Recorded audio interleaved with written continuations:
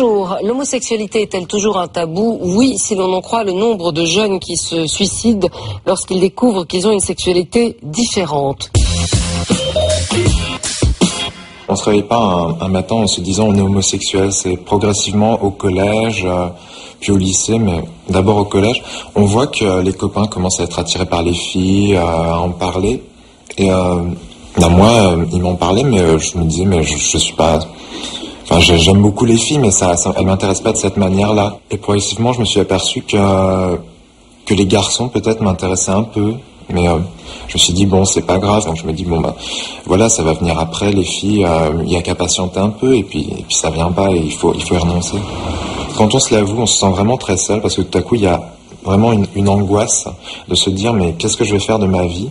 Est-ce que je vais le dire à mes parents, à ma famille, à mes amis, comment je vais faire, comment je vais l'annoncer, et s'ils l'acceptent mal, qu'est-ce qui va se passer?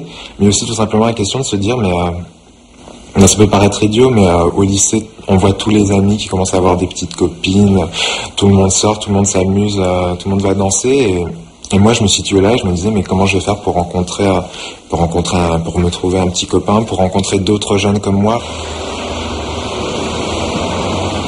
Quand j'ai commencé à m'avouer homosexuel, tout à coup, c'est un peu comme si mon avenir devant moi, il avait disparu. Ça a été vraiment une période où j'étais dans l'ensemble déprimé, j'avais des idées assez noires, assez malsaines. J'ai jamais vraiment sérieusement pensé au suicide, mais c'est vrai que c'est une idée qui revient sans arrêt. Et à une époque, même dès que quelque chose allait mal, je me disais, mais si ça se passe mal, au pire, je peux me suicider, c'est pas grave. Pendant cette période difficile, Louis se raccroche aux héros des séries télé comme Buffy contre les vampires. Tu crois que j'ai choisi d'être comme ça? Tu as la moindre idée de la solitude que c'est, du danger et des risques?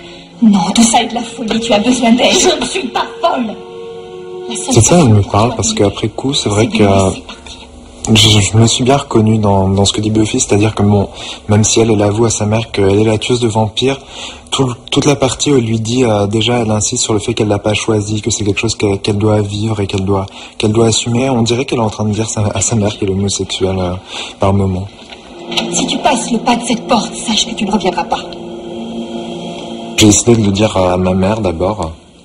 J'ai un peu tourné autour du pot, j'avais préparé plein d'arguments, j'avais presque écrit un discours, j'avais presque des notes à lire, bon, je les ai pas sorties, et au moment de lui en parler, je me suis retrouvé vraiment bloqué, je savais pas comment lui dire ça, alors je lui ai dit, j'ai quelque chose à t'annoncer, et c'est vrai qu'au moment où je lui ai dit ça, je me suis dit tout de suite, elle est au courant déjà, et sans doute, parce qu'elle a eu, son expression a complètement changé, elle a regardé son assiette puisqu'elle était à table, et je me suis dit, elle sait, mais en même temps, je savais pas, je me suis retrouvé bloqué, et finalement, c'est elle qui a fini par me demander si j'étais amoureux d'un garçon.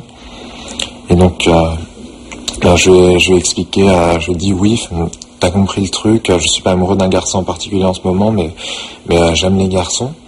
Et, elle a été triste, forcément, mais je pouvais pas lui demander de l'accepter en 5 minutes.